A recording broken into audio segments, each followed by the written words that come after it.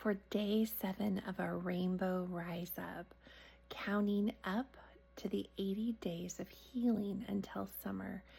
We are going to expand on day 6. So day 6 was to talk out the trash, to build your trash can of traumas and insecurities, to tell your story, to share your story with yourself or another, just to get it out of you. And one of the most expansive parts of the Feargiveness frequency when you first get started is coloring your IAMs. So for day 7, it is all about who you are. And as you tell your story, you get to pull out all of those little pieces of IAMs, all the things that are you, that make you you. I am a mother, I am a wife, I am a child of God, I am an artist, I'm a creative, I'm a singer. All the things that you have pulled out that you may have been throughout your life. You may not sing anymore, but there's a reason for why you aren't or haven't. So really going through your story and writing out all of the things that you are.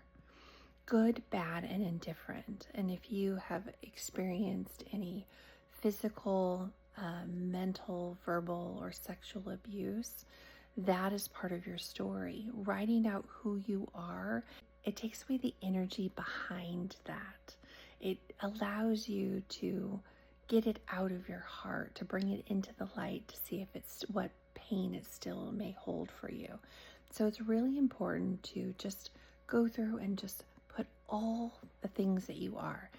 But how you expand on the list and use it in your forgiveness frequency and your healing journey is by coloring your IAMs.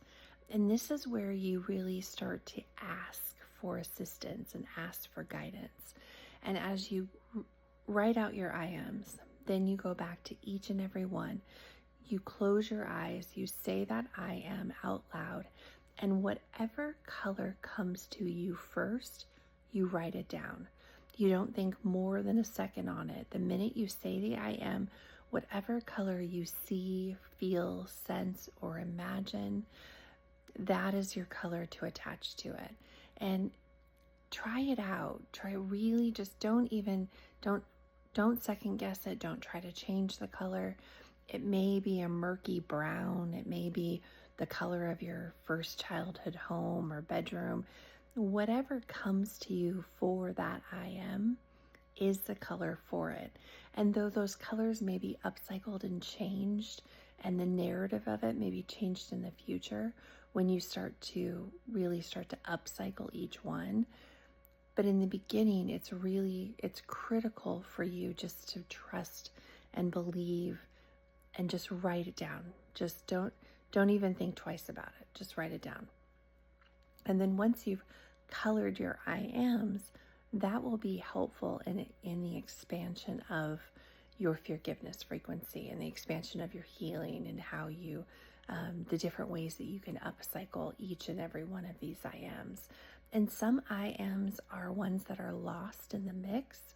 And let's say you sung as a child and you loved singing, but you don't sing anymore. And somewhere along the line, you lost your voice, or you felt unheard, or you were told that you weren't a good singer. And this journey is going to be able to show you and let you really, you and your inner child, to heal and upcycle those I ams and bring them back into light, or upcycle them in a way, try it out again. So it's so much, this is my favorite part of when you get started on your forgiveness journey, that one of the most powerful things is to tell your story. And then when you get to color it and you get to color your I ams, you are adding each one of those I ams into your forgiveness frequency. It's your soul blueprint. It holds your soul's journey. Everything is in that infinity loop. But as you begin your forgiveness frequency, when you're adding joy and adding gratitude and putting your rainbow on repeat and you're telling your story, you are building the frequency. And then in the future, we're going to add self-love and self-acceptance and self-forgiveness, all of those frequencies, in addition to all of the frequencies and vibrations of the colors that we use, is expanding your frequency every single day. So that would be day 7, is to, now that you've told your story, you've got it out of your heart, you've opened up its Pandora boxes, you've opened up all the closets, you've brought it into the light for you to truly see the colors that are within. Now today is all about you writing your IMs, write down everything you are, and then coloring it. And I cannot wait to find out how this experience has been for you. What surprised you within your IMs or when you're coloring it? What colors were consistent for you? For me, when I did mine, anything with trauma, anything that was dark red, and red had no significance of love. It had no expansion of all the different dualities of it. It was dark red, it was crimson red, it was dirty red, it was muddy red, it was brown red. And we got to see red in a new color as we started to upcycle it. But whatever color shows up for you, and there are thousands of different mixtures of different colors. Yours may be very stayed to the true colors, or you may go off script a little. Go on that adventure with your inner child. Go on that adventure with yourself. Hear it and write it down, and then see where that expands you from there.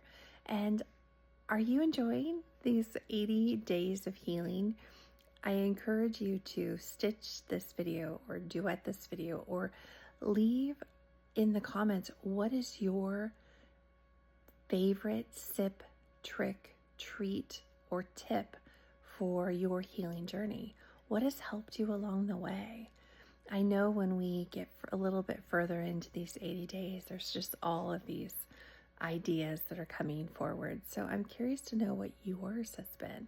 What has been the best healing sip, something that you drink or something that you do every single day, a soul integration practice, any tips, any tricks to the trade of how to navigate your spiritual journey or ascension journey or just a healing journey. And then how do you use color within your life? I cannot wait to hear about it. So please drop it in the comments or tag me in your video, and so we can start to learn, grow, share, and expand and elevate together. Have a wonderful day, everybody, and I'll see you on the other side of this rainbow.